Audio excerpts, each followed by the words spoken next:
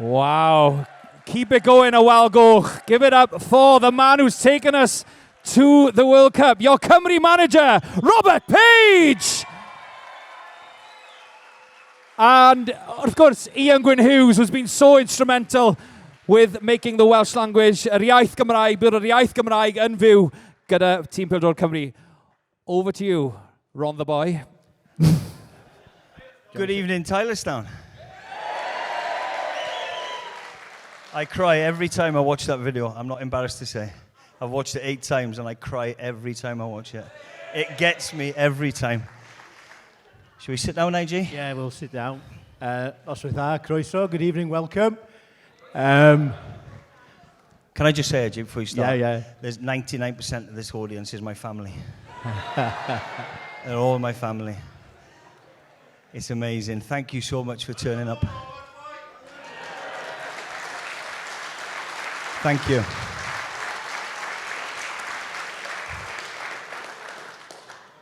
If we just as that song was Amawhid, nobody would have expected the reaction that the song has provided and the emotion it's brought. And if you think back, it was the Austria game. I know it was sung by the fans naturally, but the Austria game and the Ukraine game has been quite special, isn't it, really? Yeah, it's a great song, isn't it, for the meaning as well. You know, would David Ewan have realised 40 years ago when he first wrote the song, the impact it was going to have 40 years later and help play a part of the connection that we now have with the supporters. I've played for Wales. I've been lucky enough. I've never felt the connection that we've got now with our supporters. And I think the jerseys, the bucket hats, you look amazing, everybody. Yeah, and the music.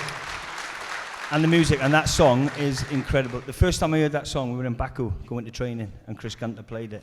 And I was like that, I need to do a little bit more looking into it. And it was a rugby song, and Connor Roberts, I think, his family loved that song, and it was predominantly a rugby song. And we've nicked it, and we've used it, and it's ours. And it's brought us all closer together. It's amazing. Let's go back to today. We'll talk a bit about yourself. You're proud of your roots. You're proud of the people here. What's it meant today? Special day? Yeah, you're going to get Sorry.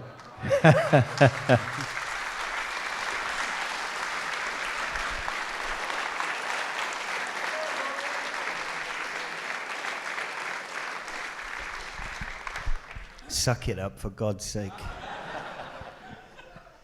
Yeah, really special day. Seeing family members in the audience. Yeah, we started at Tom Pentra today in a cafe, didn't we? And we had a staff meeting, and then we went to Jimmy Murphy's house and I looked at the plaque on the wall in the house. And then we went to Treorchy.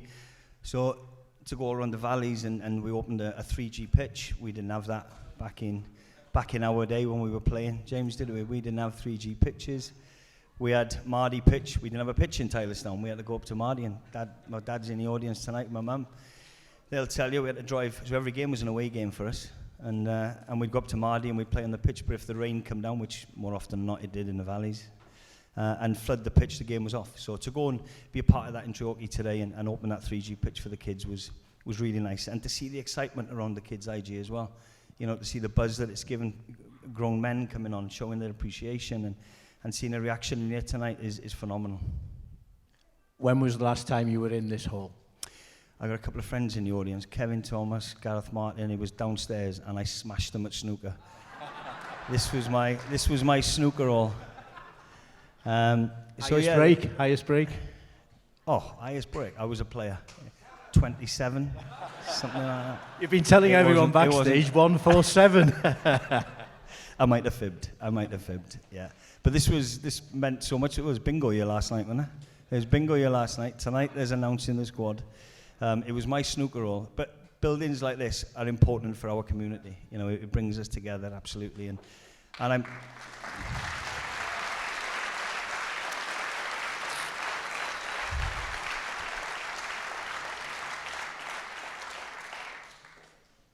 Go on, IG. You mentioned the community. You mentioned the facilities, the football facilities, 3G, what you didn't have. But the Rhondda you were brought up in, the Tylorstown, the principles still the same, the character of the people still the same, values? Yeah, absolutely. We've, you know, I liken it to the changing room. We're a group of people that share the same values. There's no egos in the changing room. They're from a working class background.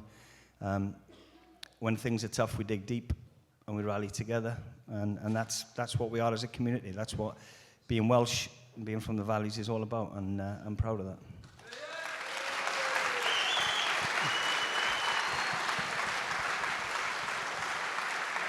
Let's just talk briefly about your football journey as a player. Being brought up in this area, how were you discovered? What was your background in terms of playing football in this area, and you know, how who influenced you, and how did you move away? What was the first move in your life, really? Yeah, well, Tylorstown Boys Club. You know, I wouldn't be where I am today without that opportunity at grassroots level. And Dad used to do all the drive-in, and it'd take us an hour to get to Mardy. It's only 20 minutes away, but we'd have to knock Darren Harvey out of bed.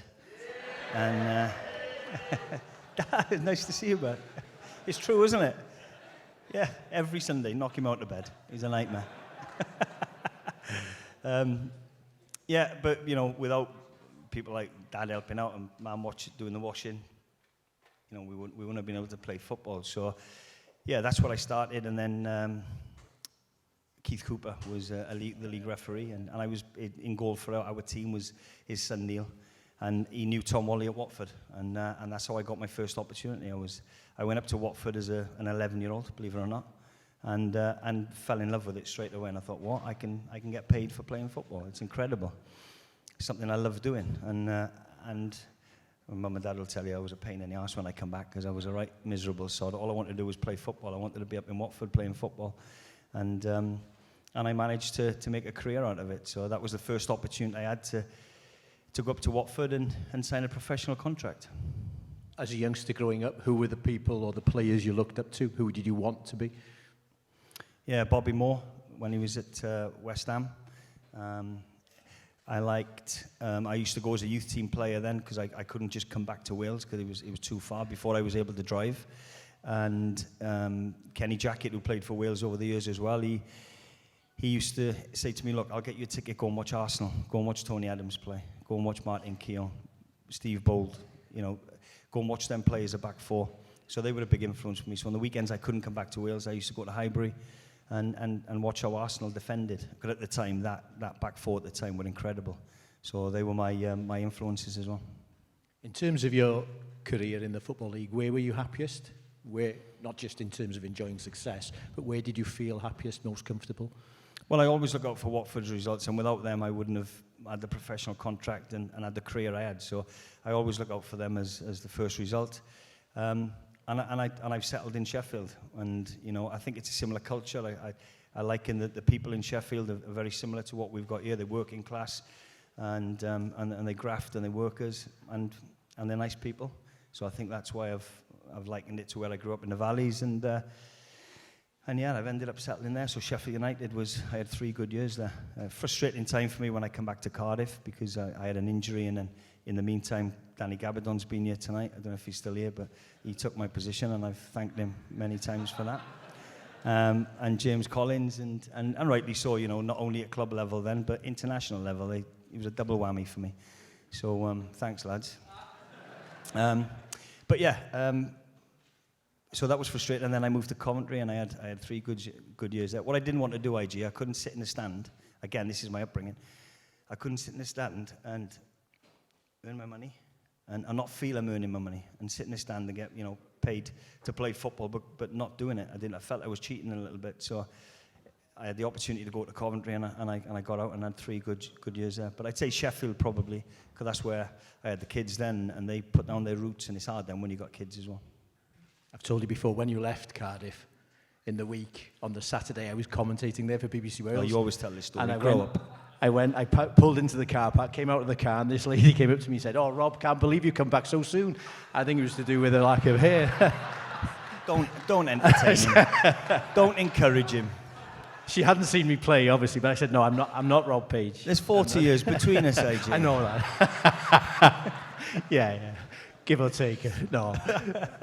In terms of the managers you played for then, when you're a coach, you're a manager now, who are the big influences on you in your thought process now when you prepare for matches, when you talk to players, you've had big decisions to make this week. Who do you look back to as the big influence as a coach? Yeah, many managers. I've been blessed to work with some good managers in my time, and some for different reasons. Graham Taylor his attention to detail was phenomenal. He donned many caps. He was a manager. He was a coach. He was your father figure. He was your psychologist. He was superb at managing situations and knowing when to get you off grass. For example, he knew when to work and when to play. So some Mondays we'd be off the back of a defeat and he'd go, right, they're a little bit tired. We don't need to get them on grass today.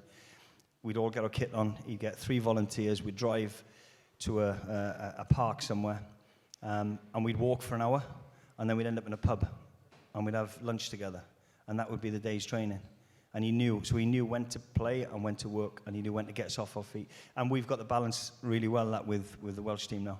We know when they cross that white line, I expect high standards that they've set over the years, and we don't fall below it. But when we have a laugh and a joke and a party, as you know, IJ, you've been privy to a couple of them. We do enjoy ourselves as well, and you have to get that balance right. Yeah.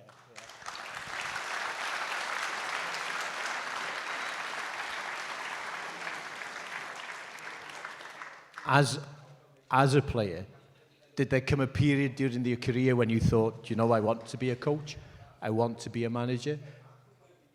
Was that something that evolved over a period of time, or did that just, when you finished playing, you thought, I need to do something? What was the process? Yeah, I signed for Coventry City. Ian Dowie just come in as manager, and I started doing my coaching badges then. And it was a player called Craig Davis, who was athletic and quick, and I'll come on to him in a bit. But Leon, I can't remember the name of the other centre forward. Anyway, big, physical, quick, and we were doing an 11v11 on a Thursday, and he kept running me in the channel, and I was like, oh, perhaps my legs are gone at championship level. I was about 32, something like that. I thought perhaps my legs at championship level have gone. Anyway, went to Huddersfield, had a great couple of months there, signed then for Chesterfield in League 2. So I dropped down a couple of levels.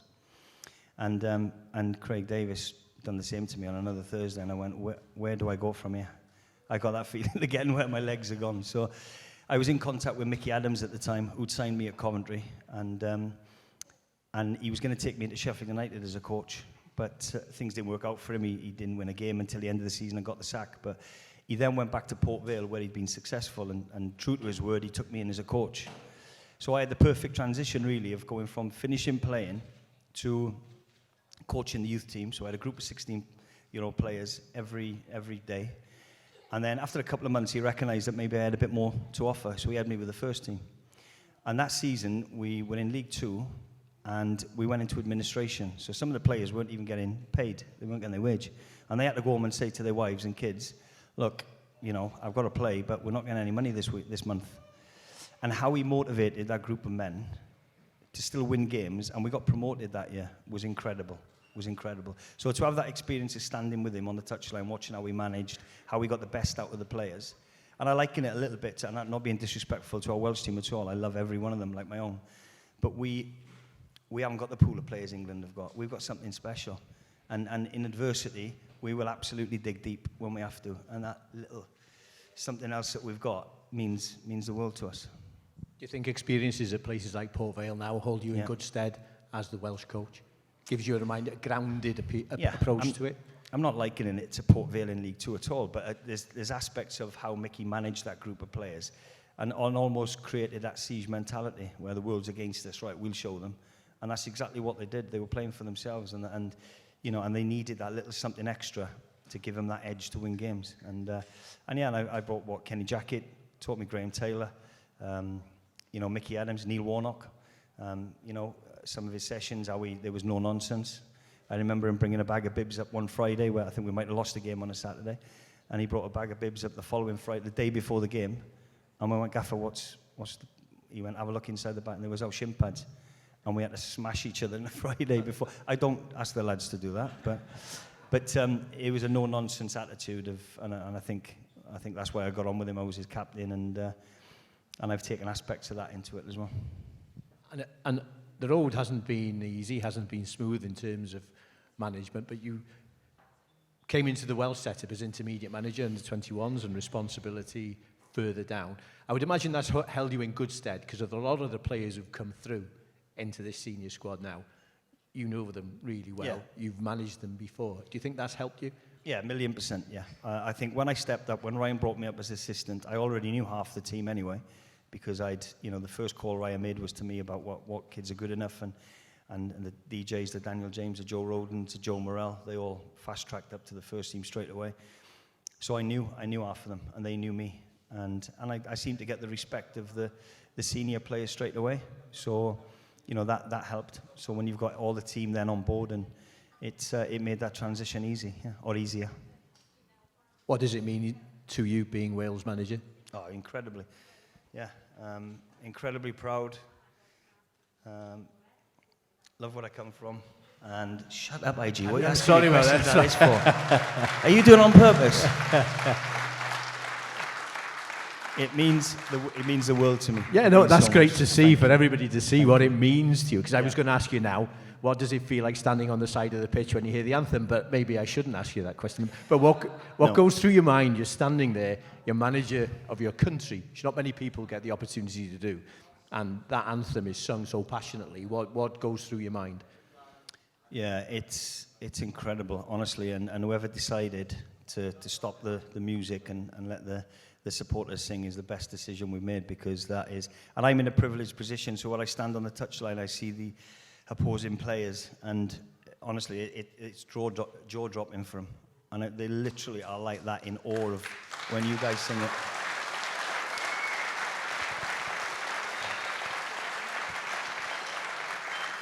And we've got it to come later. Yeah, so we do. Go. Just a bit this journey with Wales, which I'm sure the fans want to hear about. In terms of qualification for the World Cup. Tough group. Austria, Ukraine. Particular standout moments along the way. Standout moments. The two games at home in the November where we had to get 4 points. The home game where we scored 5 goals, won 5-1 I think on that one to get the 3 points, and we knew we might go down to goal difference, so we got after them from the first minute. And then a great performance and draw against Belgium, and we went 1-0 behind again against that blooming Kevin De Bruyne. So, but we showed resilience like the boys do, and we got back and got the point and got us the 4 points we needed to finish second.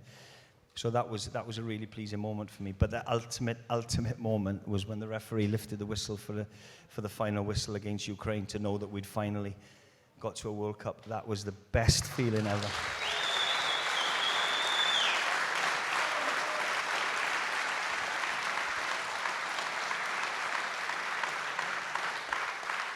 In terms of the squad, inside that squad, there's no egos. There's a fantastic togetherness. You've got Gareth, who's achieved everything played.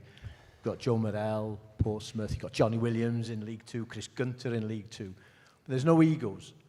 But has it been easy? Is it easy to bring that together?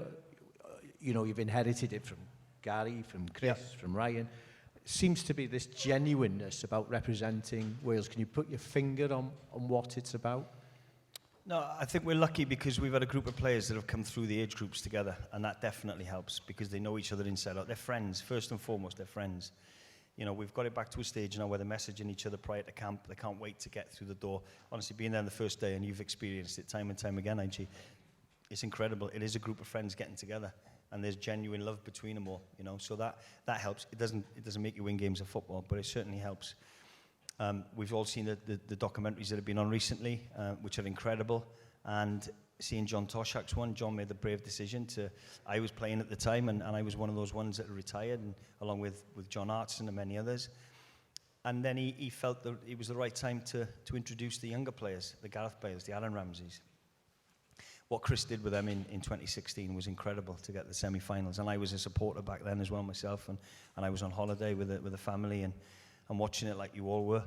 and really proud of their achievement. But you don't just do that with a group of players we've got. You've got to have something special. And I think Cookie took that, what Speeds had created, the professionalism and taking every excuse away from the players. There was no longer the days when I turned up and we were training at, parks that we could find that were spare, and there was none of that when Speedo took over. He was the ultimate professional that put the standards back to what he had at Newcastle, back to what Ryan had at Man United, and that's definitely helped us evolve. And Chris was big into the environment. I was lucky enough to shadow him for a couple of days, and watching how he worked with the players and how they worked with each other was incredible. It was like club environment, and it's really hard to do that when you have your players for 4 or 5 camps a year. It's hard to do that. So Ryan came in and set down some great principles, and I've inherited that as well. And again, that group of players that are pushing that environment. So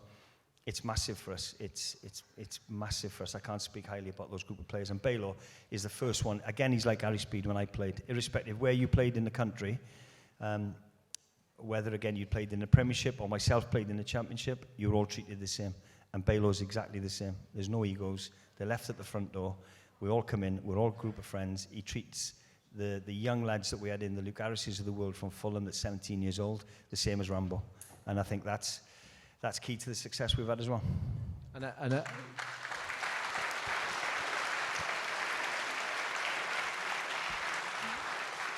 think the big thing about Gareth as well, from when he started under Tosh, Speeds, Chris, Ryan, now yourself, it's not just on the pitch, is it? It's the influence off the pitch. And I think it was funny enough, even in the last camp, when he turned up from Los Angeles, even in the press conference, you could feel a buzz when he did because Gareth had turned up. And when he's there, it provides that sort of optimism, that belief, irrespective of how he might be playing or not playing for his club. His influence off the pitch is huge, isn't it? Not to be underestimated. As a man, as a person, people don't see what he does for charities, what he does off the pitch, which is incredible. He won't shout it from the rooftop, so I do it for him because I think he deserves that credit as well. He's been an unbelievable servant for our country and scored 2 important free kicks that have ultimately taken us there. So he deserves an enormous amount of credit for that on the field. Off the field, you're right, he's a figure that when he walks into that changing room, you see the young kids, they're in awe of him. They literally are in, like, staring at him and don't know what to say. And he has a knack of putting people at ease straight away. I felt a little bit like that the first time I worked with him. I'm coaching Gareth Bale and you're looking at it and going, well, right. And he hangs on to every word you say. And he's not afraid to get involved and give his opinion. And I love him for that. He's brilliant. But we're lucky because he's one of 3 or 4 IG in that changing room that are unbelievable characters. In your career as a player and coach, best person you've worked with, best person you've maybe seen play, Gareth? Yeah, I was in a fortunate position. For those of you that were at the Ukraine game, I was right behind him for the free kick. The Austria game, sorry, right behind him for the free kick. And when you see him standing over, you're like, well, if anybody can put this in the top corner against a world-class goalkeeper, it's you. And I done a little prayer, and thankfully, you couldn't have placed it with your hand any closer in the corner, could you? And there's not many people that could do that. So when you've got him in your team, at big moments of games, he'll produce fear. I think it's... I think also what is fantastic about the Rhondda connection, and a lot of people have spoken about it today, Jimmy Murphy from the Rhondda 1958. Yep. There's 3 members of the 58 squad here, Terry, Cliff and George.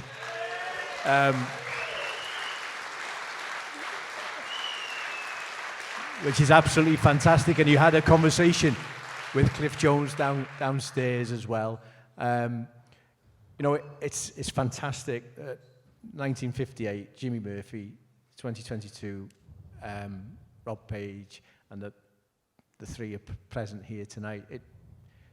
That's what it's about, isn't it? That sense of community and recognising the achievements of the past, the history, the tradition, everything that goes with it. Yeah, absolutely. We went over today, didn't we, to have a look at the plaque on his house, and it was incredible. And when you look back at the career he had and the circumstances where he was away, and if he hadn't been away with Wales, he'd have been on the plane maybe. So, and then he had to take over at Man United for a short time, and So, and that shows resilience, and that shows character, and that shows the true grit of being a Welshman and from the Valleys. So to come back here today is really poignant for me, and and to go over the other valley and go to Treorchy and Ystrad and Tom Pentre and see it. We're doing something all right in the valleys, aren't we? To keep producing managers. Quarterfinals, 1958. Pele scored, no pressure. There'll be expectations to get to the quarterfinals, though, won't there? Cheers. No, in terms of, this is a big weekend for you now, isn't it? You've named your squad, and there's I spoke with Mark Harris last week. I saw him because they trained Cardiff where we're based. I said, "Oh, Mark, looking forward." He said, "There's 3 games to go, AG. Sunderland away, etc." Yeah. And it's a unique situation, this one, isn't it? Where you don't have the luxury of 10 days prep in Portugal, a couple of friendlies.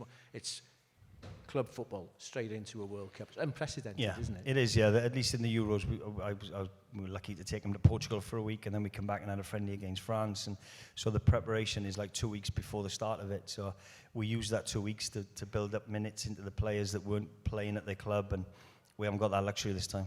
But some of the players, 4 of the players play on the Sunday. Aaron plays for Nice Friday night.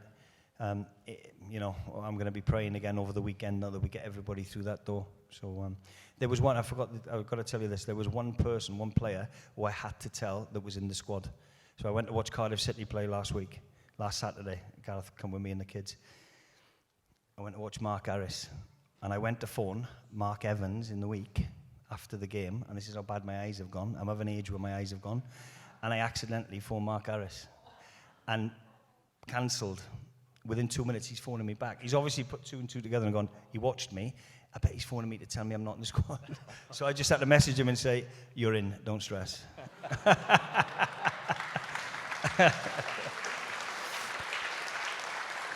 But everybody else had to wait until tonight. Eh? Everybody else had to wait until tonight.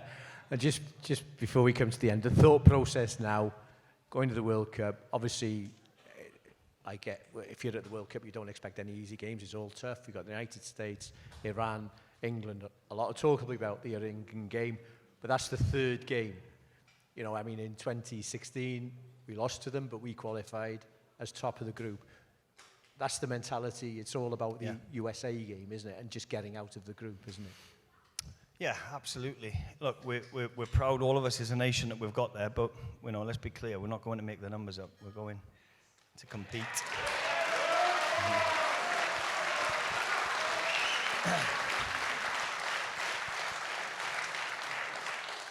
We're going to compete, and as I've said this in the past in my press conferences, that we'll show every team we come up against the respect they deserve, but we don't fear anybody, so we'll have a go. And that's the plan I do. We take one game at a time. I went to watch USA in Alicante about the end of September, and they played against Saudi Arabia, and I look at them and think, on our day, when the performance, again, for those of you that were there or saw it in June against Holland and Belgium, if we can replicate anywhere near that level, then we'll have a good tournament. And I know it's the World Cup, but you had a 4-year contract, and I know, you're already looking ahead to the Euros, aren't you? You're already thinking European champ, because whatever happens in the World Cup, it's 3 months' time and you've got another tournament. So the thought process as well, looking at those players, thinking as well 3 months ahead, is that something that goes through your mind? Of course, yeah. We want to continue now. We enjoy qualifying for major tournaments, and there's always pressure involved in football, of course it is, and I won't be sat here as a fool today to say there's no pressure on qualifying again. I want us to qualify again. So one eye is, of course, on the World Cup, which we meet up on Sunday, and one eye is already on the games in March, and the potential squad and what it could look like. And so to help me with that, I've got people like Luke Harris that are doing really well in the Premiership, JJ at Birmingham, Jordan James, Ollie Cooper's doing really well at Swansea. This is going to be the future. So, I'm blessed that we can take an extra couple of bodies to Qatar with us, and I'm going to take Luke and I'm going to take JJ and expose them to the environment and see exactly what you've said tonight, not just about how Gareth Bale, Aaron Ramsey, Harry Wilson, Ben Davies, how they train, but how they conduct themselves off the pitch as well. So it sort of blends that, it's an easier transition then. So the younger players will come in and go, that's what's expected when I turn up on camp. So in March, it won't be alien to them. They'll be ready for it. Brilliant. Thank you, Rob. Diolch yn fawr. I know today's been of an emotional day for you, an Is it exciting day. I think you've shown that a few times. And I think the reaction has been fantastic. I think a lot of people have put a lot of work into this behind the scenes. And I have to give Rob Dowling a special mention here. It was his brainchild. He's a proud person running the Rhondda. And I think he's absolutely fantastic. Hopefully, I know you'll give Rob and the team fantastic support, as will the whole of Wales. And he's a very proud Rhondda person, as we can see. So I would just like you to show your appreciation, please, for Rob Page.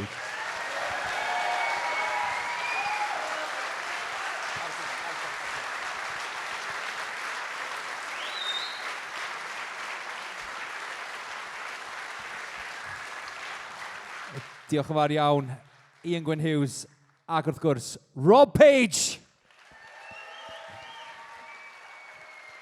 Thank you very much. Rob, just before you go, just before we hear the anthem, we're going to finish with the anthem. Apologies, I didn't realise your mum was here as well. Yes. So I asked your dad to stand up. So would you mind standing up, please, Rob's mum? Go on, Judy. And can we just say, diolch yn fawr, thank you so much for everything you've done for this country by raising this living legend here. She's going to hate you for that. What's that? She's going to hate you for that. She's going to hate me. Yeah. Together She stronger, don't do Rob. fuss. Come on. She don't do fuss. All right. Your dad loved it. Rob, just before we go as well, you're packing for the month, yeah? As well? You're packing your case for the month? Absolutely, yeah. And a lot of Factor 50 sun cream. It's been a very emotional evening for everyone here. As Ian said, diolch yn fawr iawn Rob Dowling, a fellow Rhondda boy as well, of course. It's been wonderful to be here. I just can't believe that we're part of something so big, this historic evening. The world has been watching the Rhondda. But before we go, if I can ask you all to stand, please, we will be playing the national anthem. The first time that we've heard this publicly, because it was one that was recorded. Just check with Dave Driscoll, who was part of it. The Ukraine game, or which game was it? So it's the Austria, Poland, Ukraine. So you, Walgoch, you are on this track. So let's give Rob the send-off he deserves now. So anewch chi sefyll ar gyfer anthem Cymru, os gwelwch yn dda. Please rise for the national anthem of Cymru.